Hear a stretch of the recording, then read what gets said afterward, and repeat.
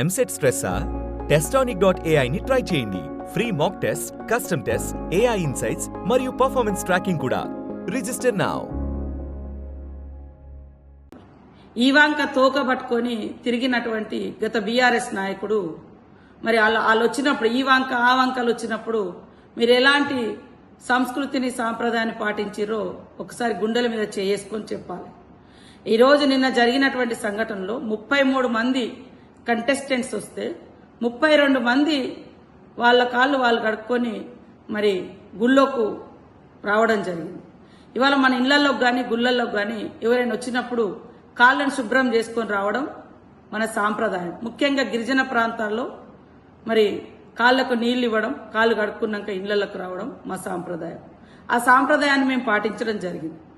అందులో ఒక్క అమ్మాయి ఎవరో ఆమె ఈవెంట్ మేనేజ్మెంట్ నుంచి వచ్చినటువంటి ఒక అమ్మాయి కాళ్లకు నీళ్లు పోసి ఏదో చేస్తే అది తెలంగాణ ప్రభుత్వమే చేసిందని మొత్తం ప్రభుత్వాన్ని నిస్సిగ్గుగా అబద్దాలను వాడుకుంటా ఉన్నారు.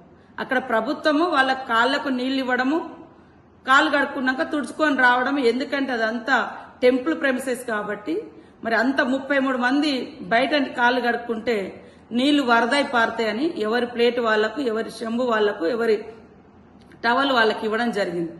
అందరూ ప్రేక్షకులకు అందరికీ, తెలంగాణ సమాజానికి అందరికీ చెప్తుంది, తెలంగాణ ప్రభుత్వం కాళ్ళు కడిగిస్తే 33 మంది కడిగియాలి కదా.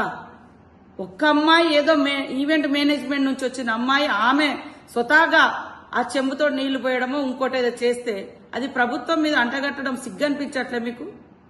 ఈరోజు మీరు ఈవాంక తోకలు పట్టుకున్నప్పుడు గాని, మీ కవితమ్మ కాళ్ల కాడ కలెక్టర్ను కూర్చోబెట్టుకున్నప్పుడు గాని, మీ కేసీఆర్ గారు కలెక్టర్లతో కాళ్లు మొక్కించుకోవడం గాని, అదే కదా మీ దురహంకారము.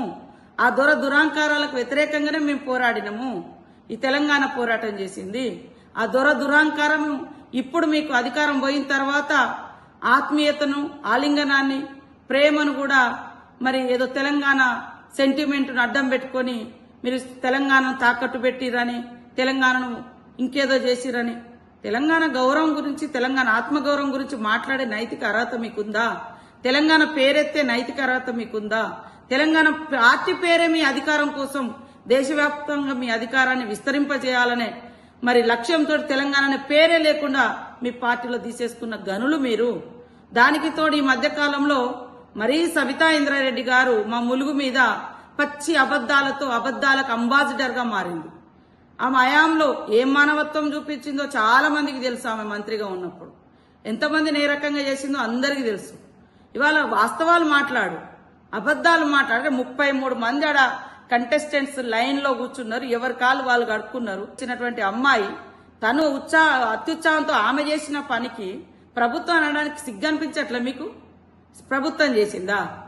మీరు ఎంతో మంది సినిమా యాక్టర్లతోటి, ఆ యాక్టర్లు, ఈ యాక్టర్లు, ఈ వెంకలు, ఆ వెంకలు, ఆ వంకలు, ఈ వెంకలతోటి వాళ్ళ కోసం హైదరాబాద్ నంతా ఏదోదో చేసినప్పుడు గుర్తుకు రాలే మీకు తెలంగాణ ఆత్మగౌరవం?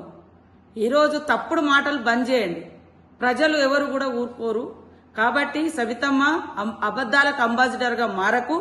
తెలంగాణ ప్రభుత్వం ఎవరి కాళ్ళు కడిగడానికి సిద్ధంగా లేదు. మీలాంటి వాళ్ళు, మీ నాయకులు లాంటి వాళ్ళు తెలంగాణ ప్రజలను అణిచిపెట్టి కాళ్ళు కడిగించుకునే చరిత్ర, కాళ్ళు మొక్కించుకునే చరిత్ర ఆ కుటుంబాలది, ఆ నాయకులది, ఆ దొరతనాంది, ఆ దురహంకారంది. ఆ దురహంకారానికి వ్యతిరేకంగానే ఈ తెలంగాణ సమాజం తిరుగుబాటు జెండాను ఎగిరేసింది. కాబట్టి ఇక్కడ నిన్న జరిగిన దాంట్లో కేవలం మేము తెలంగాణ సంస్కృతి, గిరిజన సంస్కృతి, సాంప్రదాయాల బద్దంగానే మేము అక్కడ చేసినాం. కాకతీయుల వారసత్వాన్ని, కాకతీయుల యొక్క పరిపాలనను, రుద్రమాదేవి యొక్క శౌర్యాన్ని, పౌరుషాన్ని అక్కడ కళారూపంలో కూడా ప్రదర్శించడం జరిగింది. సక్సెస్ అయినందుకు మరి ఓర్వలేక రకరకాల కామెంట్ చేస్తారు. అధికారం పోయిన తర్వాత ప్రజలు గుర్తుకొస్తారు. అధికారం పోయిన తర్వాత నీకు ఆత్మగౌరవం గుర్తుకొస్తుంది. ఏం ఆత్మగౌరవం ఉండేనే నీకు?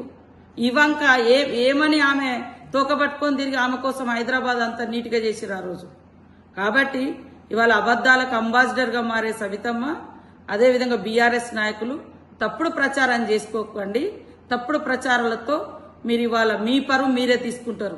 32 మళ్ళీ చెప్తున్నా, 33 మందిలో ఒక అమ్మాయి ఆమె కూడా ఆ ఈవెంట్ మేనేజ్మెంట్ నుంచి వచ్చినటువంటి అమ్మాయి ఆమె అత్యుత్సాహంగా చేసింది తప్ప ప్రభుత్వం ఎక్కడా చేయలేదు.